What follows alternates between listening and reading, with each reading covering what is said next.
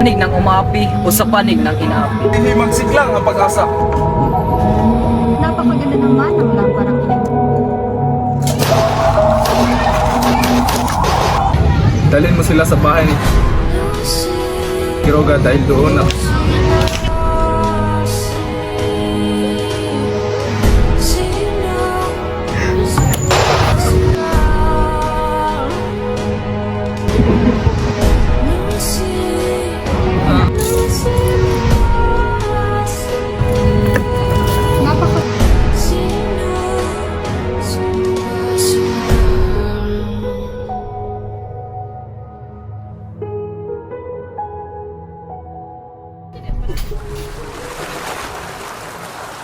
Buenos dias, todos ustedes, Dunya de Florida. Kalahati lamang at ako ng kinatakutan. Bakit hindi natin base? Kapag uminispay, malalagos na tayo sa palay. Mangyari may walang maayos na lawa sa lupain ito. ang lunas ay napakadali. At sa katotohanan ay di kumawari na kahit sino man ay walang nakakaisip nito.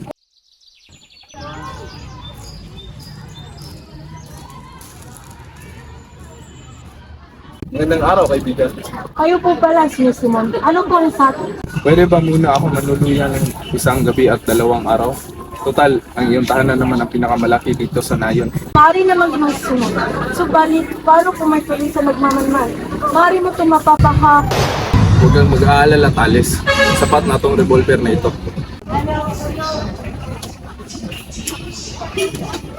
Teka, nasaan ang aking revolver?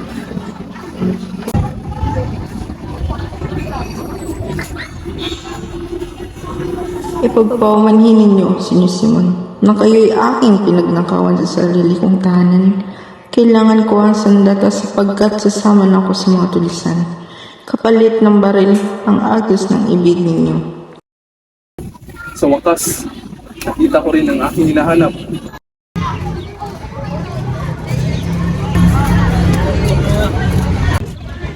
Okay na. Kamusta na si Kapitan Tiago? Mahina na ang kanyang pulso. Wala na rin ganang kumain. Tuluyan ang kumalat ang lason sa kanyang katawan. Ano bang pakay mo dito, Ginoong Simon? Naparito ako para sa 2 bagay.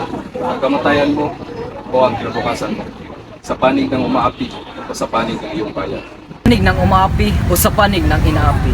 Iyan ang hindi ko alam. Magpasya ka, magdesisyon ka. Sa loob ng 1 oras, magsisimula ng maghihimagsik. At bukas, wala ng universidad at wala na mag-aaral at wala na rin maghihirap. Ngunit ang paghimagsik ay pagtitiwakal. Paghihimagsik lang ang pag-asa. Nasa karunungan ang pag-asa, subalit ang karunungan lamang ang walang kamatayan. Pananalig sa katarungan at salitang pag-ibig sa bayan ay magkakaroon ng kahulugan. Nawawalan ka na ng prinsipyo at sariling katauhan. Nakikita kong hindi ka isang Pilipino kundi isang pusabos ng Espanya. Yan ang walang katotohanan. Sige, alang-alang sa alala ni Elias, pamunuan mo ang hukbo. Lubusin mo ang Santa Clara at kunin mo ang isang taong ikaw lang nakakakilala bukod kay Kapitan Tiago, si Maria Clara. Huli na kayo, Don Simon. Ngunit patay na si Maria Clara. Patay? Paano nangyari ito? Hindi maaari.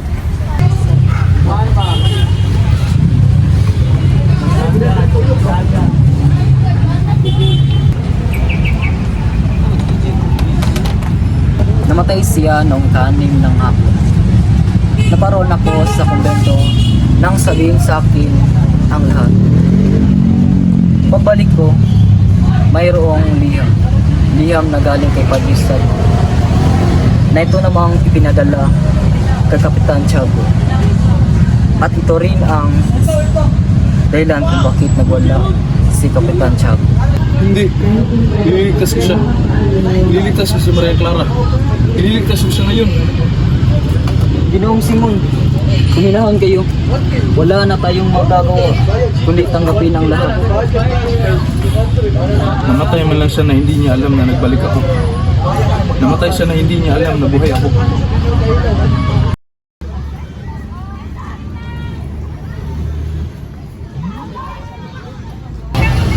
Basilio, naparito ka. Naging masama akong kapatid at anak. Nakalimutan kong pinaslang ang aking kapatid at pinahirapan ang aking ina. Pinaparusahan ako ng Diyos. Wala na akong ibang nararamdaman kundi galit at paghiganti. Sasama na ako sa iyo, Don Simon. Saan ka pupunta, Don Simon?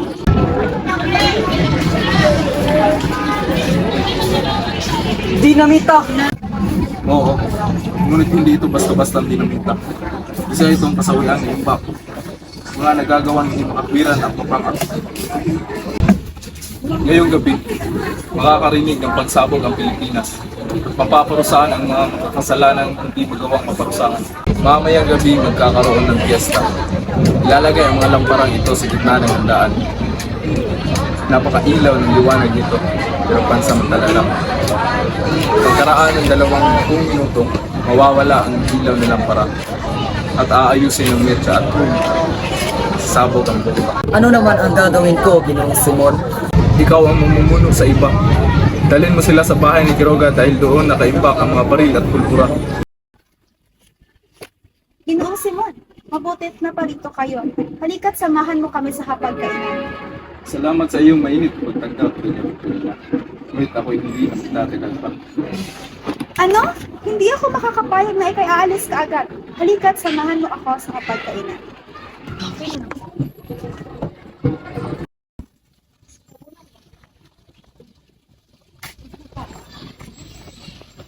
Uy, Sugani, saan ka pupunta? Kailangan kong makausap si Paulita. Sandali, huwag ka nang tumuloy. Makinig ng mabuti. May dinitang sasabog doon anumang oras mula kayo. Kaya utang na loob, huwag ka nang tumuloy pa.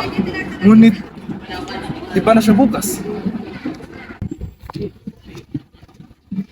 Pinalaan na kita, Isagani. Pagpalain ka nawa ng puong may kapal. Mag-ingat ka, kaibigan. Napakaganda naman ang lamparang iyan, Ginoong Simon. Maraming salamat. Ngunit, sigurado ka bang ayaw mo munang kumain? Maraming salamat sa iyong alok. Ngunit, may mahalaga talaga akong gagawin na hindi pwede ipag-iwan. Pasensya na. O siya, mauuna na ako. Ganoon ba? Sige, salamat ulit, Ginoong Simon.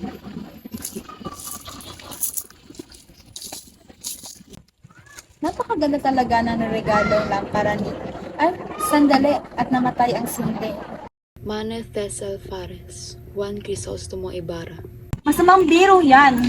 Ayan, ikitaas ng mitso ng lampara.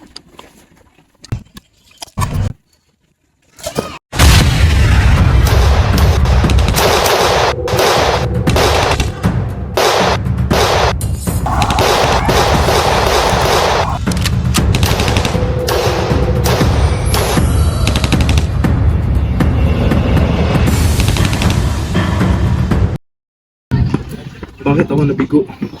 Bakit ako pinrusahan ganito? Tapos na ang aking misyon.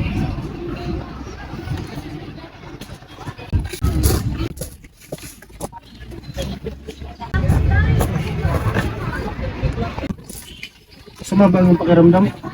Wala ito, Padre. Mawawala rin ang lahat. Pagkaraan ng ilang oras ay tatalag ang lasing sa aking katawan. Diyos ko, Huwag kang matakot. Nais kong ilahad sa iyo ang aking lingid. Pwede mo bang sabihin sa akin na totoo ang Diyos? kahit saan tayo nagtungo, nariyan ang Diyos. Padre, ayoko mamatay ng may dalang kasamaan. Ako si Crisostomo Ibarra, na malaon ng may pinapalagay na patay. Noong araw ay umuwi ako rito pagkatapos ko mag-aral sa Europea upang pakasalan ang babaeng iniibig ko na si Maria Clara. Ngunit ito ay hindi natupad. Patawarin ka ng Diyos, anak. Hindi mo ginusto ang lahat ng ito.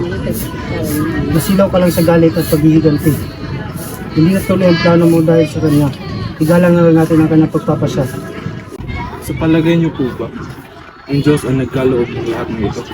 Walang makakapagsabi sa salita ng Diyos. Ngunit kahit kailanman ay hindi siya nagangad ng masama para sa akin. Kung gayon, bakit hindi niya ako tinulungan? Mali ka nang iniisip. Pag-ibig lang ang nakakagawa ng dakila.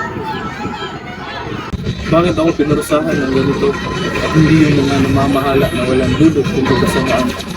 Kailangan alugin, malalagyan para umalimuyak ang bango. Maraming salamat, Padre.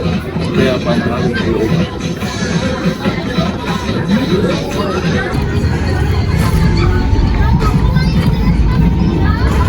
Malibing ka nawa sa kalaliman ng dagat.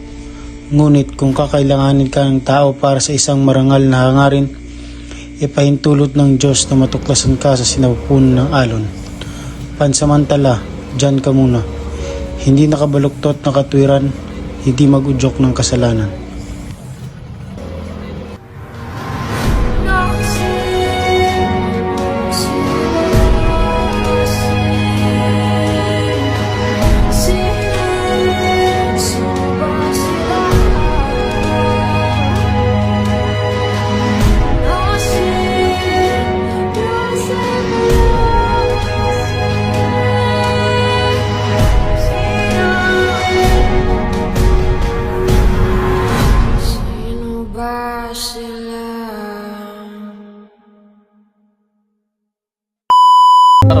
Ililigtas ko siya ngayon.